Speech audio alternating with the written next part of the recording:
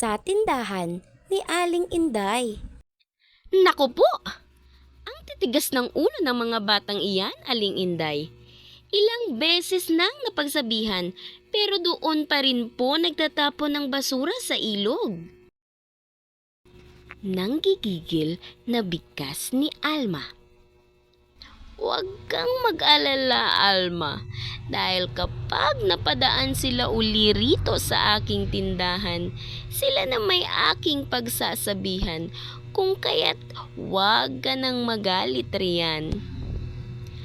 Pagpapakalma ni Aling Inday. Sana nga po at makinig sa inyo, Aling Inday. Magandang umaga po, Aling Inday at Ate Alma. Magandang umaga, Nene. Ano naman at hindi ka naka-uniforme ngayon? Wala ka bang pasok? Nagtatakang tanong ni Aling Inday. Opo, wala po dahil sa mayroong seminar na gaganapin para sa aming mga guro. Nakangiting sagot ni Nene. Ganun ba? Saan ka naman ngayon pupunta at meron kang dalang sako? Sa may ilog lang po, Ate Alma. Napagplanuhan po naming magkakaibigan na tumulong sa paglilinis ng ilog. Natutunan kasi namin sa aming leksyon sa science ang kahalagahan ng pangangalaga sa kapaligiran.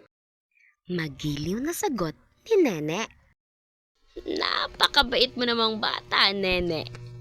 Mabuti naman at inyo iyang napag-isipan. Dahil sa isa rin iyan sa mga problema sa pook. Papuri ni Aling Inday. Tama, Aling Inday. Nene, ano naman ang iyong masasabi sa mga batang nagtatapon ng basura dyan sa ilog? Ang pagtatapon ng basura sa ilog ay hindi po maganda at nakakasama po ito sa ating kalikasan. Sa aking kapwa-bata, nais ko na ipabatid sa kanila na mahalaga ang pagpapahalaga sa kapaligiran para mapanatili natin ang kalinisan ng ating mga waterways at mapanumbalik ang kalusugan ng ating kalikasan. At upang tayo ay manatiling malusog. Napakatalino mo, Nene. Isa kang ehemplo sa mga bata. Sana pat makinig sila sa iyo.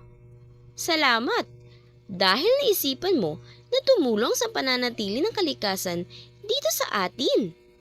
Sige na, Nene. Mag-ingat kayo roon sa may ilog, ha? Sige po, Aling Inday at Ate Alma. Mauuna na po ako. Sandali lang, Nene. At ako'y sasama na lamang sa inyo para may matanda kayong kasama doon. Kukuha lang rin ako ng sako at pamingwit ng basura. Okay po. Hihintayin po namin kayo sa may tulay. Tungkol saan ang dialogo? Ano-ano ang magagalang na salita na ginamit sa dialogo? Ano ang naging opinyon ni Nene tungkol sa mga batang nagtatapon ng basura? Kayo, mga bata, gumagamit ba kayo ng magagalang na salita?